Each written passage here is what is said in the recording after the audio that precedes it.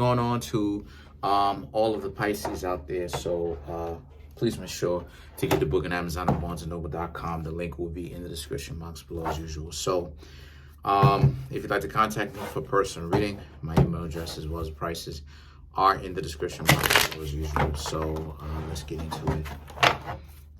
That was one shuffle, right?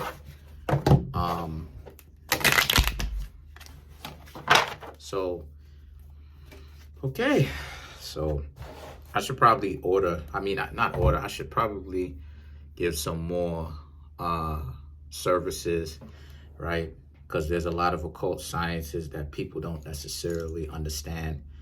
And I'm gonna start bringing out some more services, stuff like this, because like a lot of people have been really doing the occult wrong, and not because I say that it's wrong, but because the way that they've been doing the occult is dangerous. You know what I'm saying? And it came to a point with me for the past, I want to say, I don't even want to lie, I want to say for the next 10 days, I started to realize that I've been doing the occult dangerously. You understand what I'm saying? So people need to understand how to clean their chakras up, right? People need to understand what to do with their chakras. People need to understand how to get back to zero. What is zero in the first place? Getting back to zero is to where you don't end up losing your soul. So a person like me, I can teach you how not to lose your soul, as well as, which is getting back to zero, right? As well as how to clean your chakras up, which is a caveat to that. But I'm not gonna talk about it here, right? Too much. But there will be services in the description box below. Like I said, if you want to contact me, you can. So the cards. Oh, and make sure to watch this YouTube video to the end. Let's get this to 30 likes, because how many other YouTubers you know really putting in work like this, right? Very few, without having to lie to you and make it seem like they rich and they fancy and all this. Let's start supporting people who keep it real. Look, I'm a dude from the hood, you know, and you seeing the benefits of me being honest. Look, I'm a dude from the hood. So you have the Three of Cups, you have the Two of Swords, the Fool, the Empress, Wheel of Fortune, Ten of Cups, the Emperor, the Page of Swords, the Temperance, and last but not least, you have the Four of Rods. So what I'm seeing here for the Pisces is I'm seeing how a lot of you Pisceans, some of you Pisces may be a little bit skeptical of somebody trying to come back and apologize to you, right? Or you may be, you may be a little bit skeptical of that. The Three of Cups, reconciliation. Two of Swords, you being guarded, Fool. This person just telling you what it is. Hey, listen, you know, they apologize. They don't, from what it is I'm seeing so far, they don't necessarily want to get back in a relationship with you, right? But it's more so them just, you know, them just letting you know, hey, listen, like, you know, they don't want to try to convince you that they've changed so that they can get back in, so that they can do the same messed up stuff again. Excuse me, they're just letting you know that, like, they apologize for all the dumb stuff that they was doing, all the dysfunctional stuff that they was doing, and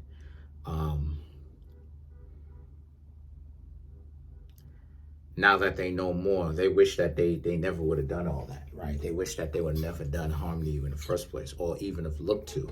So the things that the Empress and the Wheel of Fortune, right? The Empress, it should actually be the other way around, because it's right, it's left to right. But the Empress and the Wheel of Fortune, right? I just got this in my hand, my other hand. So the Empress and the Wheel of Fortune represents how, like,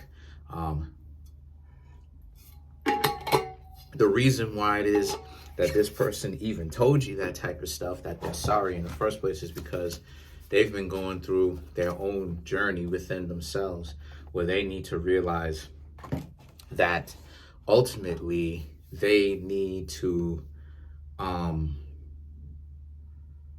that they needed to figure some things out within themselves. And as a result of this, they did some of the work and they came out and they end up being a better person. So The Ten of Cups represents this. Obviously, like I said, this person is really not trying to get back in your good graces, but the Ten of Cups represents how you, Pisceans, actually decide to forgive them as well. All right, because they actually did atone, or they're trying to atone, and after they just apologized to you, they left you alone. So the Emperor and the Page of Swords now represents how the Emperor and the Page of Swords is about how, like, you, how do I say, the Emperor is about now you don't have to necessarily, like, feel, you know what I mean, like have hard feelings towards this person, because this person actually did tell you that they apologized for all the craziness that they was doing. And then the things that the Temperance and the Two of Wands represents, try not to see what this is showing. What this is trying to say is that try not to fall into the trap of try not to fall in the trap of never wanting to be with anybody again, right? Because the Temperance and the Four of Wands, this can be a little bit of a dichotomous thing, right? Because the Temperance, right, can represent learning how to order chaos, right? And that's what it is that you should be doing.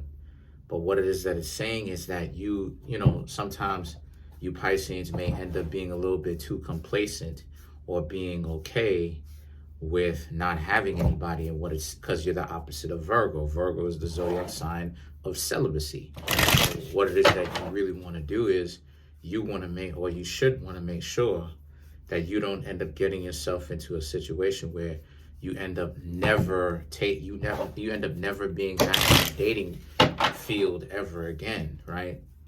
So matter of fact, let's do it fairly, right? Because I'm thinking, without even necessarily speaking, right, in that sense of what my next move is, that's just how much more research it has done. So let's clarify the Temperance. Let's clarify the Temperance. So you have the Obatala, Aizan, and then you have the Grand Igbo. So the Obatala represents, again, you know what I mean, just as it is that I said about the Temperance, it could be a little bit of a trap, because it's Sagittarius, but it can also represent that delusion that Obatala, right, mixed with Obatala, it's white, so it can represent like that crown chakra, right? But it could also represent that complacence of how you need to understand that things, you may be so comfortable being single, whatever. Don't get too comfortable, because then if a person comes into your life, excuse me, and then you see in the Grand Igbo, this person is also in white, and then you see these people in white too, right? Right? So what it's saying here is that you need to understand that ultimately, watch out for that type of stuff, because it can get you caught up with and lost, because you may be so comfortable with not being in a relationship, to the point where when the time comes for you to potentially have someone, you may not even necessarily know how to function, right? Because you spent so much time not really being in touch with your love life. So you really want to be patient with that, right? And kind of watch out for what's going on, right? You don't want to be too out of practice. And then the Four of Rods, right? You have the Azaka, the Ogun, and then you have the Nanan, Boklau, La Flambeau. So the Azaka represents what you want to do is that, like I said, you want to keep yourself active. Don't date to the point where it becomes a nuisance to you. But don't be single so much to the point where you don't know how to date anymore, right? So Ogun represents you have to go inwardly as to what it is that you really want, right? And then you have Nana Boklau, La Flambeau, destroy the things in your life and get rid of the things in your life about yourself, whether it's your surroundings as well as inwardly, that's not working for you, right? Because if not, you'll be stagnant. So that's pretty much it. Comment on the video, like the video, subscribe. Peace, y'all.